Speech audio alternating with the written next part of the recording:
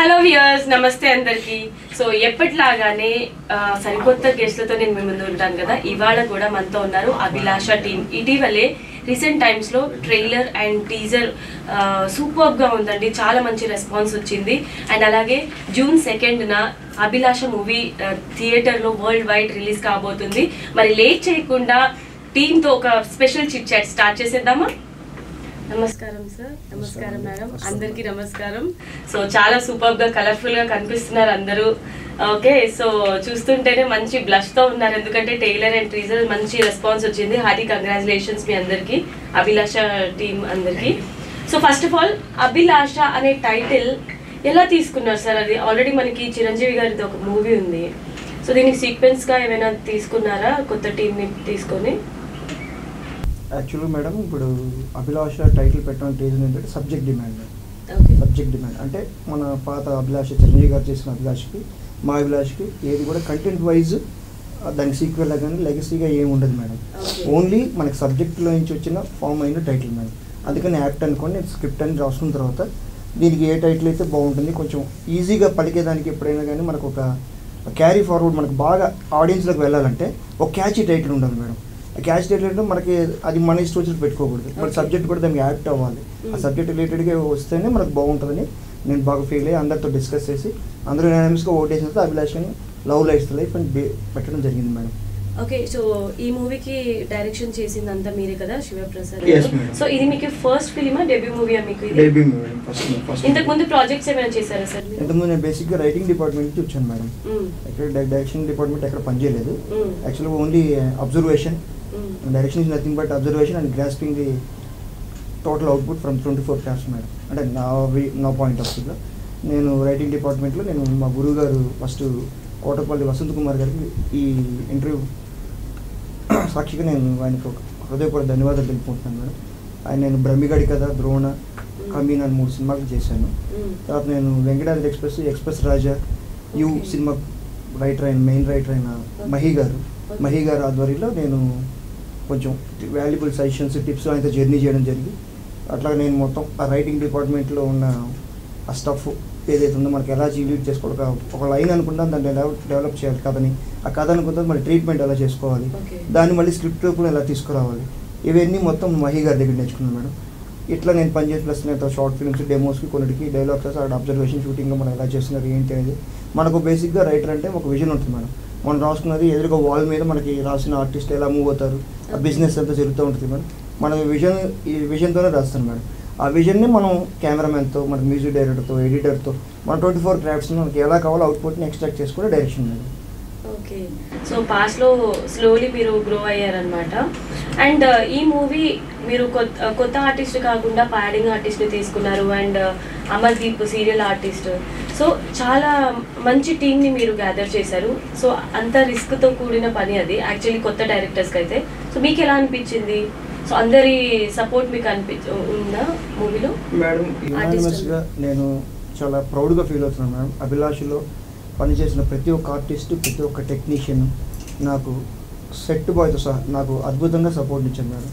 ఈ ఇంటర్వ్యూలో నేను చెప్తున్నది ఏంటంటే, నాకు నిజంగా ఒక భగవంతుడు ఏదైనా పనిని ఒక సంకల్ప స్థితిగా స్టార్ట్ చేసినప్పుడు ఒక భగవంతుడు ఆయన బిజీగా ఉండి అందరికీ వచ్చి చేయలేకపోవచ్చు, కానీ ఆ భగవంతుడు మనుషుల రూపంలో చేస్తారంటున్నాడు. ఖచ్చితంగా నా ఆర్టిస్టులు, నా యొక్క టెక్నీషియన్స్ భగవంతుడి రూపంలో వచ్చి చేసినట్టే అనిపించింది నిజంగా. నాకు ఆ టోటల్ సపోర్ట్ అయితే 1000% దొరికింది మేడం. సో తెలిసిపోతుందండి అవుట్పుట్, ఎందుకంటే టీజర్ అండ్ ట్రైలర్ చూసాం కదా, చాలా సూపర్గా ఉంది. సో నెక్స్ట్ మనం మ్యామ్తో మాట్లాడదాము. మీరు చెప్పండి, ఎప్పుడు ఛానల్స్ మిమ్మల్ని చూస్తుంటాం, క్యూట్గా నవ్వుతారు, మంచి మంచి ఇంటర్వ్యూస్ తీసుకుంటారు. మరి మీరు యాక్టింగ్ పరంగా అయితే మిమ్మల్ని చూస్తున్నాం. ఇప్పుడు మీరు ఎలాంటి రోల్ ప్లే చేశారు ఈ మూవీలో? ఇందులో నేను ఒక చిన్న పాపకి మదర్ రోల్ చేసా. యాక్చువల్గా ఆ చిన్న పాప ఎవరైనా నేను రివీల్ చేయకూడదు కాబట్టి I don't want to reveal that point. But చేసిన మూవీస్లో this is one of the best character అని చెప్పచ్చు. అంటే ఎక్కువ నవరసాల్లో కొన్ని రసాలని పండించగలిగే అవకాశం నాకు దొరికింది. ఆ పాయింట్ ఆఫ్ వ్యూలో నేను డైరెక్టర్ గారికి, పండు గారికి థ్యాంక్స్ చెప్పాలి, ప్రొడ్యూసర్ గారికి thank you so much sir once again. అంటే చాలా మంచి అవకాశం, ఎందుకంటే వాళ్ళ టాలెంట్ని ప్రూవ్ చేసుకోవడానికి ఒక గొప్ప అవకాశం కల్పించారు నిజంగా. ఓకే, సో ఇంకా మీరు అంటే ఒక బేబీకి మదర్ రోల్ చేశానని అన్నారు కదా, సో మీకు ఎలా అనిపించింది? మీరు అనుకున్నారా ఈ మూవీలో మీకు అసలు సార్ ఫోన్ చేయగానే వావ్ అభిలాష అనే మూవీలో నాకు ఒక మంచి రోల్ వచ్చింది అని మీరు ఎలా ఫీల్ అయ్యారు కాల్ వచ్చినప్పుడు? యాక్చువల్గా నాకు సార్ ఫోన్ చేసినప్పుడు, పండు చరణ్ గారు ఆయన ఫోన్ చేసినప్పుడు క్యారెక్టర్ వరకే చెప్పారు. అంటే ఎవరికైనా సరే క్యారెక్టర్ వరకే తెలుస్తుంది. అప్పటికి స్పాట్లో ఎవరెవరు ఉన్నారు ఏంటి అనేది అదేం పెద్దగా రివీల్ చేయరు ఇన్ జనరలీ.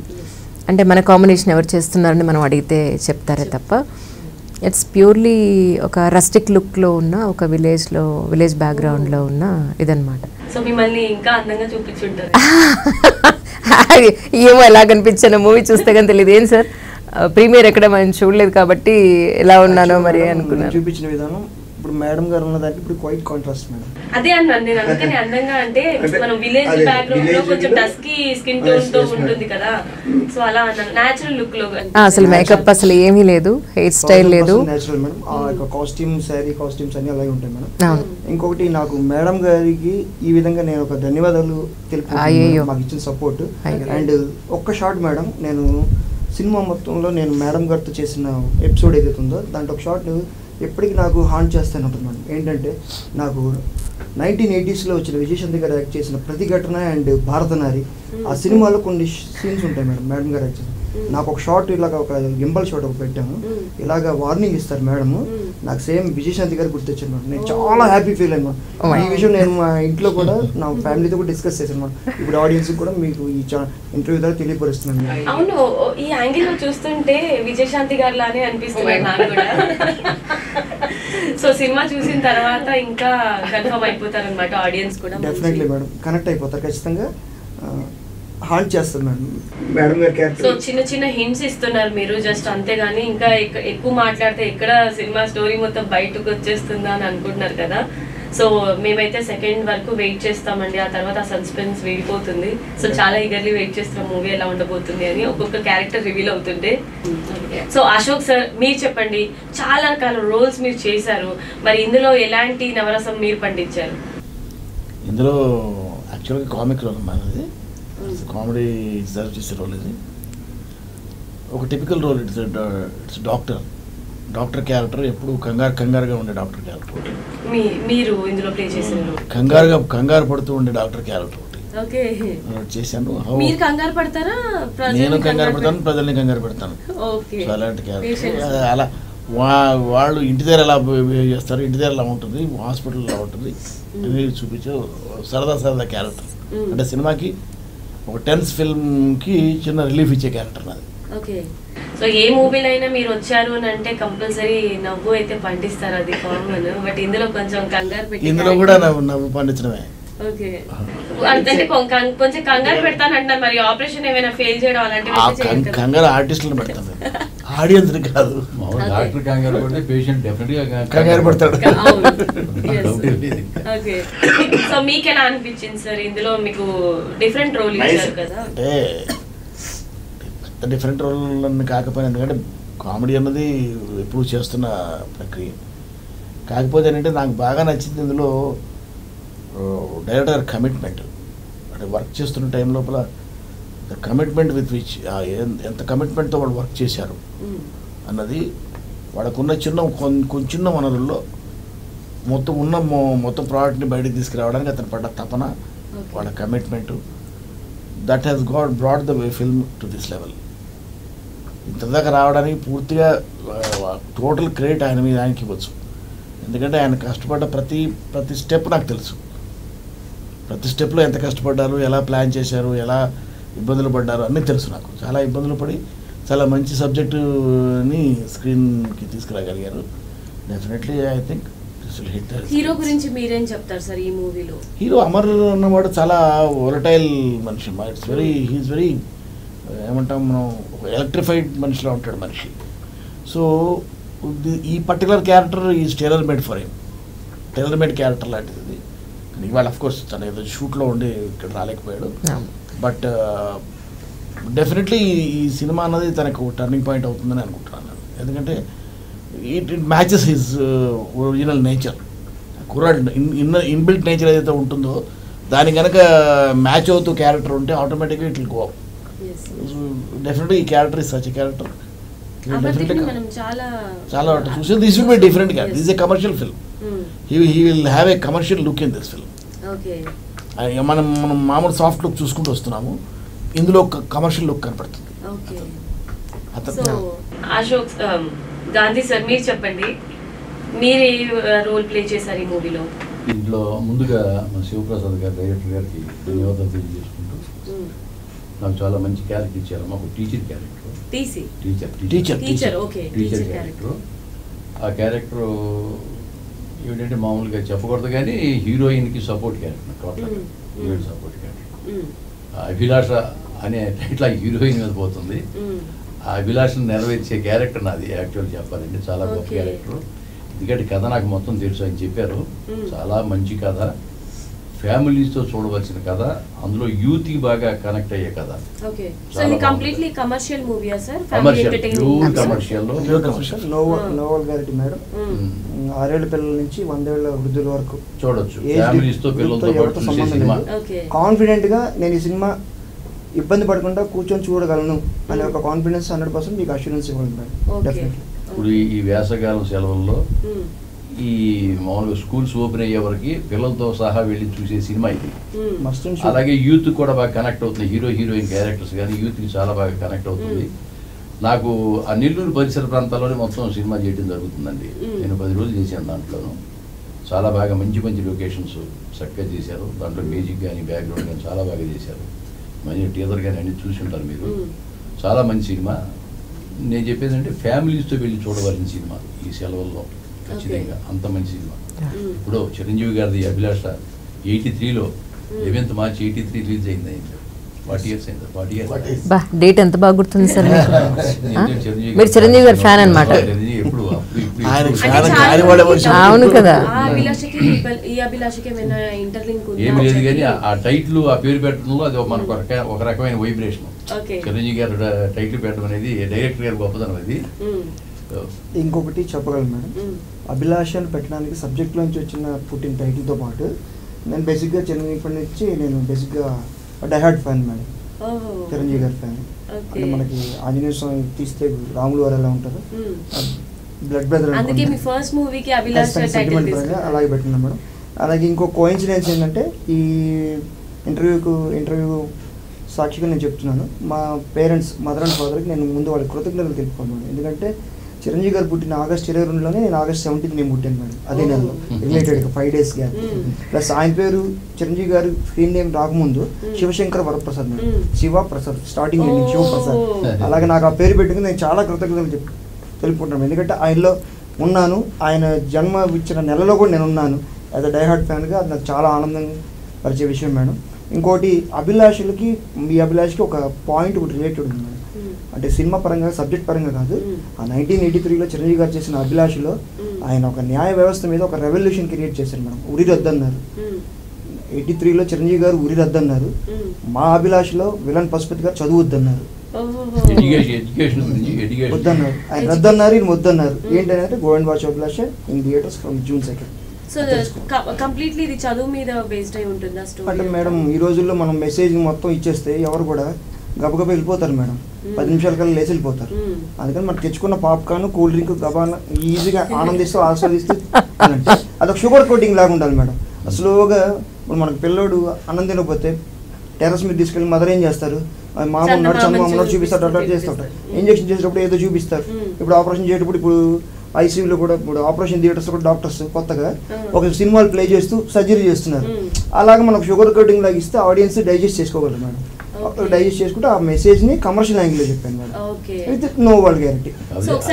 అభిలాష్ అనేది ఏమిటనేది సస్పెన్స్. అది అభిలాష్ ఏమిటనేది సస్పెన్స్. ఆ సస్పెన్స్ ఏమిటనేది తెర మీద చూడాల్సిందే. అంత గొప్పగా ఆయన మామూలుగా ఆ కథనం కానీ చాలా బాగుంది, స్క్రీన్ ప్లే కానీ బాగా ఫ్యామిలీస్ బాగా కనెక్ట్ అవుతుందమ్మా. ఓకే, హీరోయిన్ గురించి చెప్పండి సార్. హీరోయిన్ మేడం తన పేరు అశ్విని మేడం. ఇది డెబ్యూట్ తెలుగులో మేడం అశ్విని గారికి. తను కూడా నాకు చాలా బాగా తెలుగు అమ్మాయి. She is from Anantapur Penukonda. ఇప్పుడు వాళ్ళు కోలార్లో ఉంటున్నారు. అశ్విని కూడా మనకు యాక్చువల్గా బాగా సపోర్ట్ చేస్తుంది మేడం. అంటే బేసిక్గా హీరోయిన్ మామూలుగా డైరెక్టర్ గారికి మామూలుగా యూనిట్గా ప్రతి సినిమాలో ప్రతి హీరోయిన్ సపోర్ట్ చేస్తారు. అండ్ ఒక సిస్టర్హుడ్ రిలేషన్ లాగా అన్నయ్య అన్నట్టు సిస్టర్ అంటాను మేడం. తను బాగా యాక్చువల్గా ఆ అమ్మాయికి కొంచెం సినిమా రేపు స్క్రీన్ మీద వచ్చిన తర్వాత డెఫినెట్గా తనకి మంచి గుర్తింపు అయితే రికగ్నిషన్ వస్తుంది. ఎందుకంటే బ్యాక్ బోన్ హీరో ఉన్నా కానీ, బ్యాక్ బోన్ అందరి క్యారెక్టర్లు ఉన్నా కానీ అసెంట్రిక్ పాయింట్ అనేది తన చుట్టూ రివాల్వ్ అవుతుంటుంది మేడం. అందువల్ల ఆ పెయిన్, ఆ హ్యూమన్ ఎమోషన్స్ ఏంటనేది తెలుసుకోవాలంటే సెకండ్ హాఫ్లో, ఫస్ట్ హాఫ్ అట్లా సరదాగా లైటర్ వెయిన్లో ఆ స్క్రీన్ ప్లేతో ఆ థిన్ పాయింట్ వెళ్ళిపోతూ ఉంటుంది. వన్స్ ఒక బ్యాంగ్ పడిన తర్వాత సెకండ్ హాఫ్లో అమ్మాయి పాయింట్ ఆఫ్ వ్యూ రెండు ఫ్లాష్ బ్యాక్లు ఉంటాయి మేడం. ఇది పైరసీ అయినా పర్లేదు, నేను రివీల్ చేస్తున్నాను. 2 ఫ్లాష్ బ్యాక్స్ ఉంటాయి. ఒక ఫ్లాష్ బ్యాక్ హీరోయిన్ గారి పాయింట్ ఆఫ్ వ్యూలో వస్తుంది, ఒక పాయింట్ ఆఫ్ హీరోయిన్, ఇంకో పాయింట్ ఆఫ్ గాంధీ గారి పాయింట్ ఆఫ్ వ్యూలో వస్తుంది.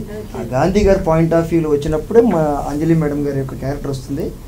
చాలా ఎమోషన్గా, చాలా పెయిన్ఫుల్గా, చాలా హార్ట్కి తీసుకుంటారు మేడం, అంతవరకు గ్యారంటీ. నాకు తెలిసి ఈ మధ్యకాలంలో నెల్లూరు చుట్టుపక్కల పిక్చర్స్ ఫుల్ ఫ్లెజ్డ్ చేసినట్టు చేస్తున్నారు. బాగానే ఉన్నాయి, నెల్లూరు చుట్టుపక్కల బాగా అవుతున్నాయి. ఆయన అక్కడి మనిషి కనుక బహుశా అక్కడ ఏమేమి ఉన్నాయో ఆయన బాగా తెలుసు. మీ ఇద్దరిది కూడా నెల్లూరు లొకేషన్ లో జరిగిందా? మచిలీపట్నం. సార్ నా జరిగింది ఎక్కడ విలేజ్ లేదా సార్? దాని పేరేంటి? గౌరీలి మేడం. గౌరీలి. 50% నెల్లూరులో షూట్ చేశాను మేడం, 50% హైదరాబాద్ అవుట్స్కట్స్ లో షూట్ చేశాను. Proper Nellore madam. అంటే ప్రాంతీయ అభిమానం కొంచెం ఉంటుంది కదా మేడం, మనం నిరూపించుకోవాలి, ప్రూవ్ చేసుకోవాలి. ప్లస్ అందులో నెల్లూరు అంటే బై ముఖ్య కాలం నుంచి నెల్లూరు వాళ్ళు చాలా ప్రాముఖ్యత పొందిన వాళ్ళు ఉన్నారు మేడం. అటు ఆర్టిస్టుల పరంగా వాణిశ్రీ గారు, రమణారెడ్డి గారు, ఇంకా చాలా మంది ఆర్టిస్టులు అక్కడ వచ్చారు. అలా డైరెక్టర్స్ కూడా, ఈ డైరెక్టర్స్ నుంచి వస్తే అభిలాష 1983 డైరెక్ట్ చేసిన కోదండరాయుడు గారు మా నెల్లూరే మేడం. తర్వాత ముత్యాల సుబ్బయ్య గారు, నా గాడ్ ఫాదర్ ఇండస్ట్రీలో పిఎన్ రామచంద్ర గారు మేడం, పిఎన్ రామచంద్ర గారు, తర్వాత లేటెస్ట్గా వచ్చిన సాయి రాజేష్ గారు, వీళ్ళందరూ నెల్లూరే మేడం.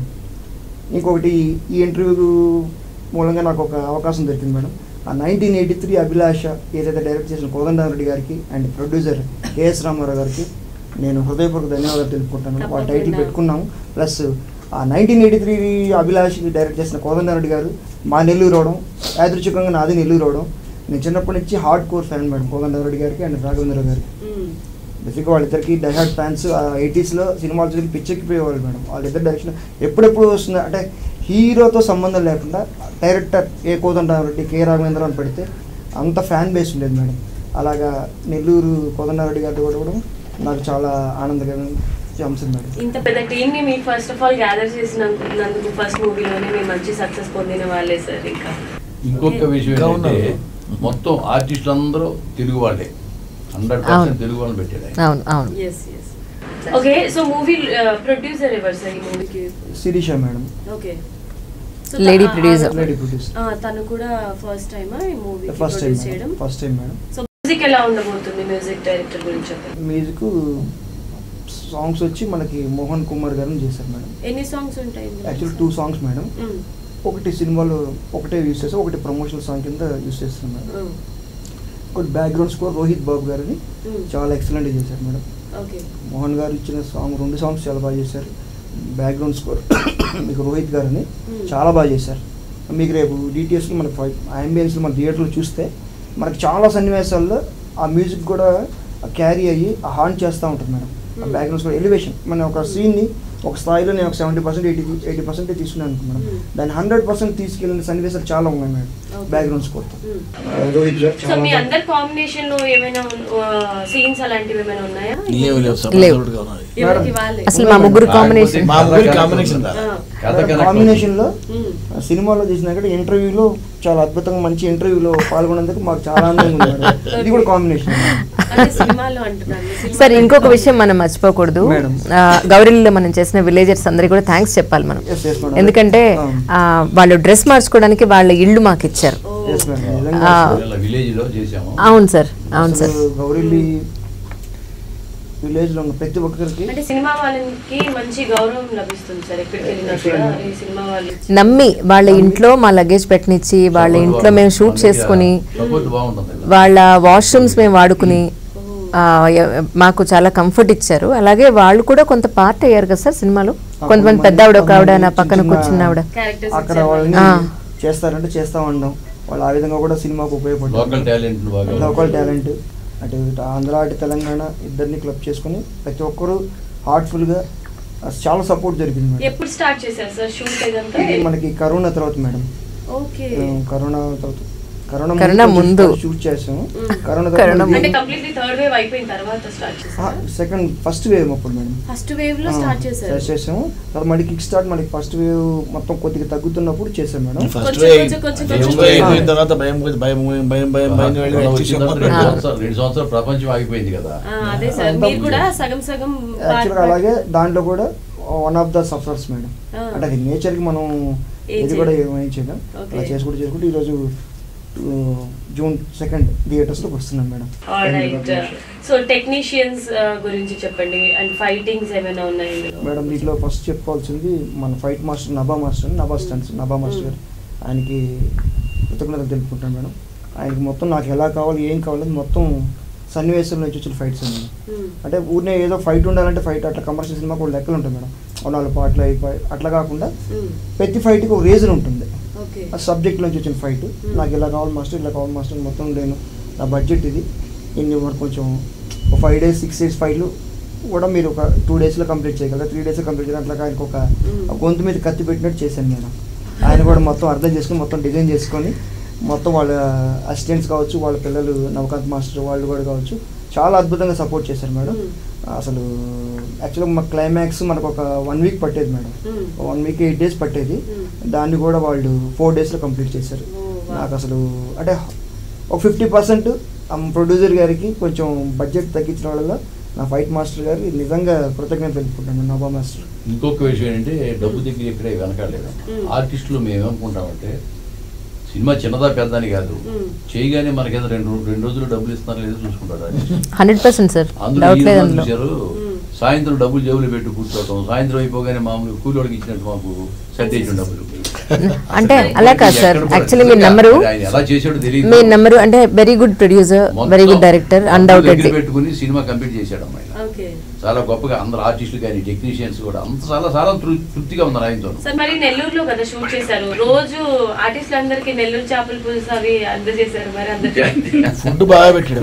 ఫుడ్ విషయంలో అసలు ఫుడ్ బాగా పెట్టాడు. ఇంకొక విషయం ఏంటంటే వాళ్ళ నాన్నగారు ఉన్నారమ్మా, వాళ్ళ నాన్నగారి మొత్తం సప్లై అందరికి ఫుడ్ తినిపించడం దగ్గరుండే. కాకపోతే ఒక ముద్దలు కలిపి తినిపించకపో అది ఒకటి తక్కువ కానీ, లేకపోతే మాత్రం అంత బాగా చూశాడు ఆయన.